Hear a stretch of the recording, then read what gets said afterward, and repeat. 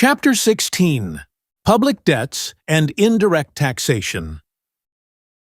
The more we examine, the more clearly may we see that public misfortunes and corruptions of government do spring from neglect or contempt of the natural rights of man.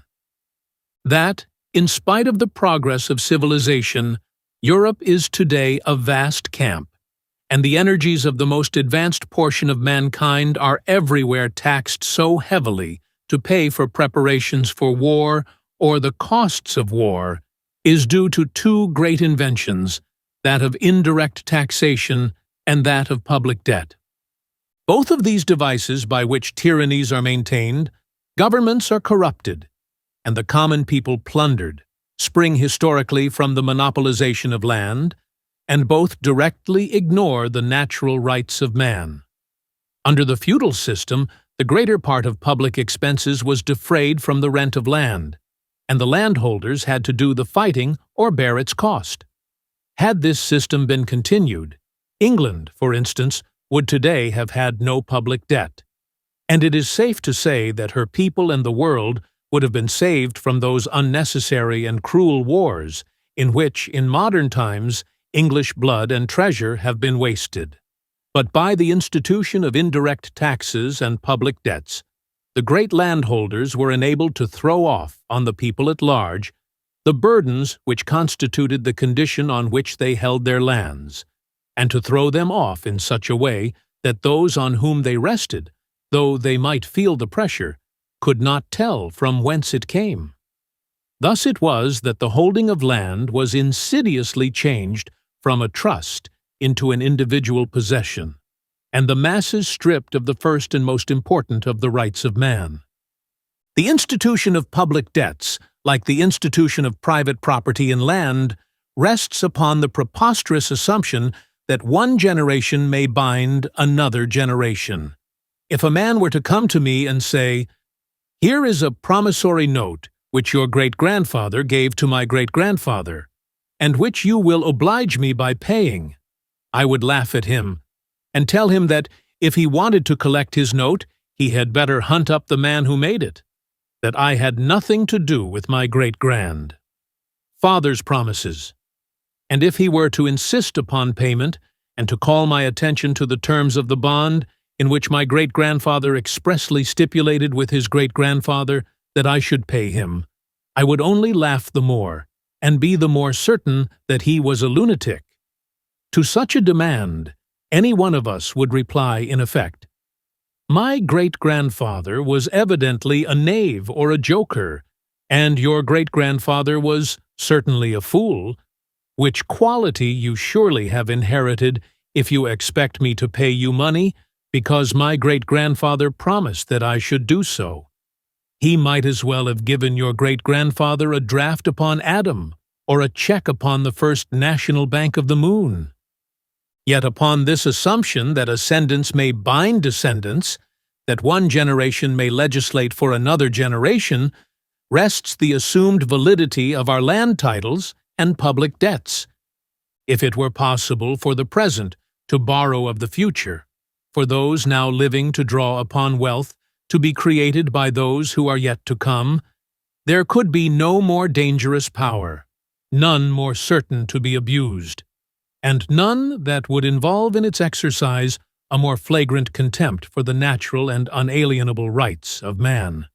But we have no such power, and there is no possible invention by which we can obtain it.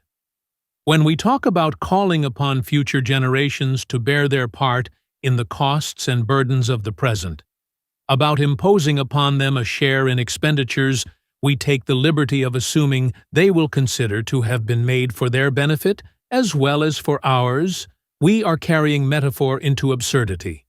Public debts are not a device for borrowing from the future, for compelling those yet to be to bear a share in expenses which a present generation may choose to incur. That is, of course, a physical impossibility. They are merely a device for obtaining control of wealth in the present, by promising that a certain distribution of wealth in the future shall be made. A device by which the owners of existing wealth are induced to give it up under promise, not merely that other people shall be taxed to pay them, but that other people's children shall be taxed for the benefit of their children or the children of their assigns. Those who get control of governments are thus enabled to get sums which they could not get by immediate taxation without arousing the indignation and resistance of those who could make the most effective resistance. Thus, tyrants are enabled to maintain themselves, and extravagance and corruption are fostered. If any cases can be pointed to in which the power to incur public debts has been in any way a benefit, they are as nothing compared with the cases in which the effects have been purely injurious. The public debts for which most can be said are those contracted for the purpose of making public improvements. Yet what extravagance and corruption the power of contracting such debts has engendered in the United States is too well known to require illustration, and has led, in a number of the states, to constitutional restrictions. Even the quasi-public debts of railroad and other such corporations have similarly led to extravagance and corruption that have far outweighed any good results accomplished through them. While as for the great national debts of the world, incurred as they have been for purposes of tyranny and war, it is impossible to see in them anything but evil. Of all these great national debts, that of the United States will best bear examination, but it is no exception. As I have before said, the wealth expended in carrying on the war did not come from abroad or from the future, but from the existing wealth in the states under the national flag. And if, when we called on men to die for their country, we had not shrunk from taking, if necessary, $999,000 from every millionaire, we need not have created any debt. But instead of that, what taxation we did impose was so levied as to fall on the poor more heavily than on the rich, and incidentally to establish monopolies by which the rich could profit at the expense of the poor.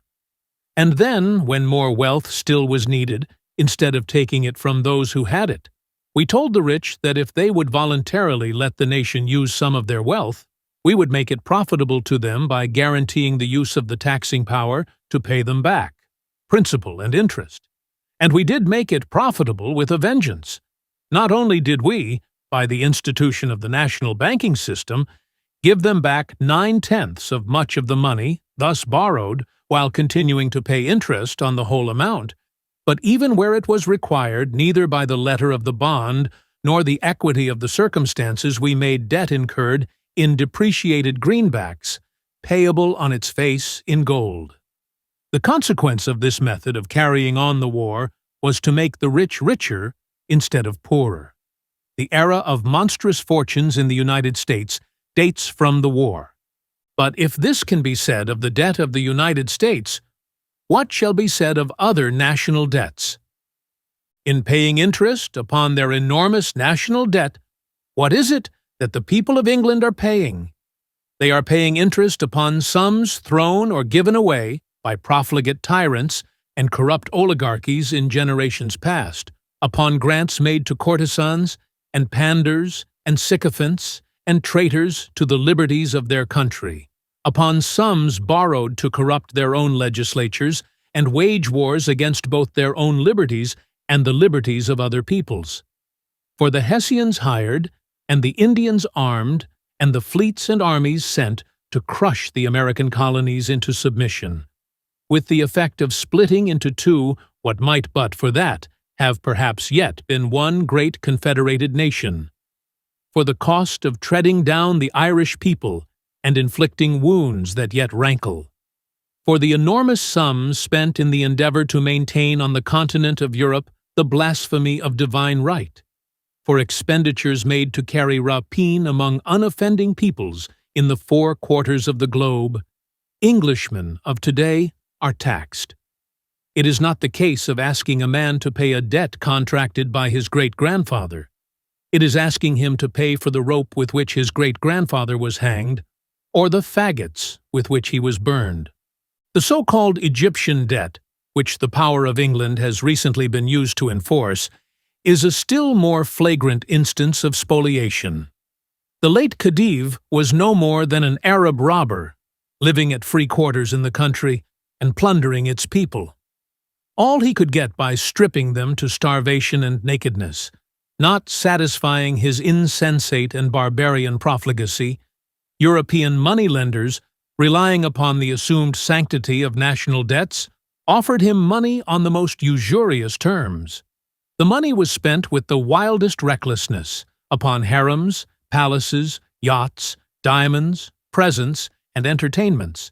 Yet to extort interest upon it from poverty-stricken fellows, Christian England sends fleets and armies to murder and burn, and with her power maintains the tyranny and luxury of a Khedival puppet at the expense of the Egyptian people. Thus, the device of public debts enables tyrants to entrench themselves and adventurers who seize upon government to defy the people. It permits the making of great and wasteful expenditures by silencing and even converting into support the opposition of those who would otherwise resist these expenditures with most energy and force. But, for the ability of rulers to contract public debts, 9/10 of the wars of Christendom for the past 2 centuries could never have been waged. The destruction of wealth and the shedding of blood, the agony of wives and mothers and children thus caused, cannot be computed. But to these items must be added the waste and loss and demoralization caused by constant preparation for war.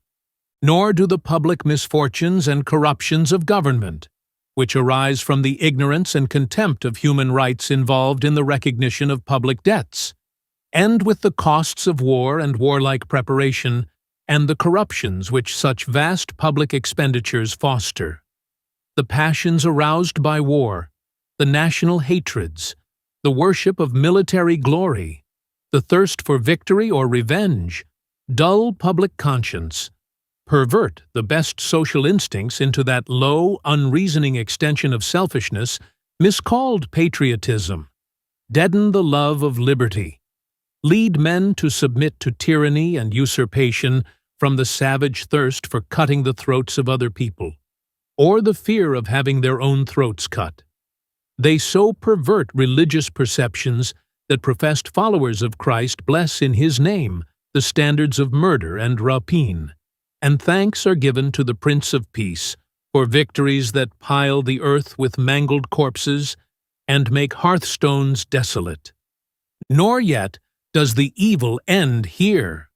William H. Vanderbilt, with his 40 millions of registered bonds, declares that the national debt ought not to be paid off, that, on the contrary, it ought to be increased, because it gives stability to the government.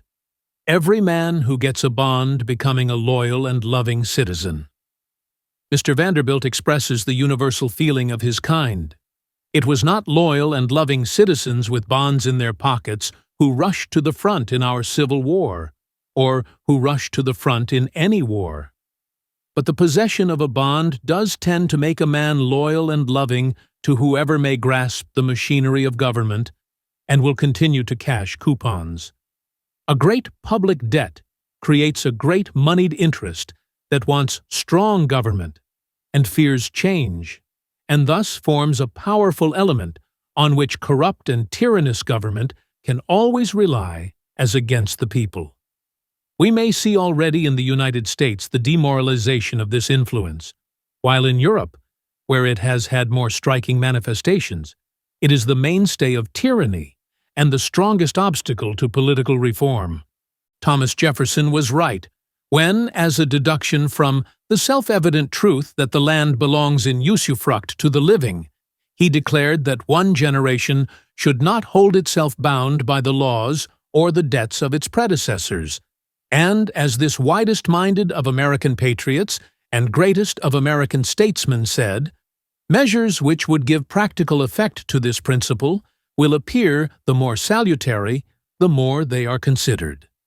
Indirect taxation, the other device by which the people are bled without feeling it, and those who could make the most effective resistance to extravagance and corruption are bribed into acquiescence, is an invention whereby taxes are so levied that those who directly pay are enabled to collect them again from others, and generally to collect them with a profit in higher prices. Those who directly pay the taxes and, still more important, those who desire high prices are thus interested in the imposition and maintenance of taxation, while those on whom the burden ultimately falls do not realize it. The corrupting effects of indirect taxation are obvious wherever it has been resorted to, but nowhere more obvious than in the United States. Ever since the war, the great effort of our national government has not been to reduce taxation, but to find excuses for maintaining war taxation. The most corrupting extravagance in every department of administration has thus been fostered, and every endeavor used to increase expense. We have deliberately substituted a costly currency for a cheap currency. We have deliberately added to the cost of paying off the public debt. We maintain a costly navy for which we have no sort of use, and which, in case of war, would be of no sort of use to us, and an army 12 times as large and 15 times as expensive as we need. We are digging silver out of certain holes in the ground, in Nevada and Colorado, and poking it down other holes in the ground in Washington, New York, and San Francisco. We are spending great sums in useless public improvements, and are paving pensions under a law which seems framed but to put a premium upon fraud and get away with public money. And yet the great question before Congress is what to do with the surplus. Any proposition to reduce taxation arouses the most bitter opposition from those who profit, or who imagine they profit, from the imposition of this taxation, and a clamorous lobby surrounds Congress, begging, bullying, bribing, log-rolling against the reduction of taxation, each interest protesting and insisting that, whatever tax is reduced, its own pet tax must be left intact. This clamor of special interests for the continuance of indirect taxation may give us some idea of how much greater are the sums these taxes take from the people than those they put in the treasury.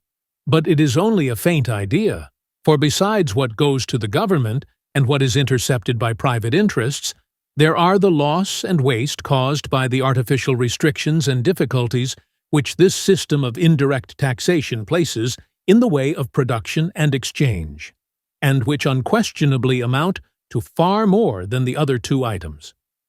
The cost of this system that can be measured in money is, however, of little moment as compared with its effect in corrupting government, in debasing public morals, and befogging the thought of the people. The first thing every man is called upon to do when he reaches this land of liberty is to take a false oath. The next thing he is called upon to do is to bribe a custom house officer. And so on, through every artery of the body politic and every fiber of the public mind, runs the poisonous virus. Law is brought into contempt by the making of actions that are not crimes in morals, crimes in law. The unscrupulous are given an advantage over the scrupulous.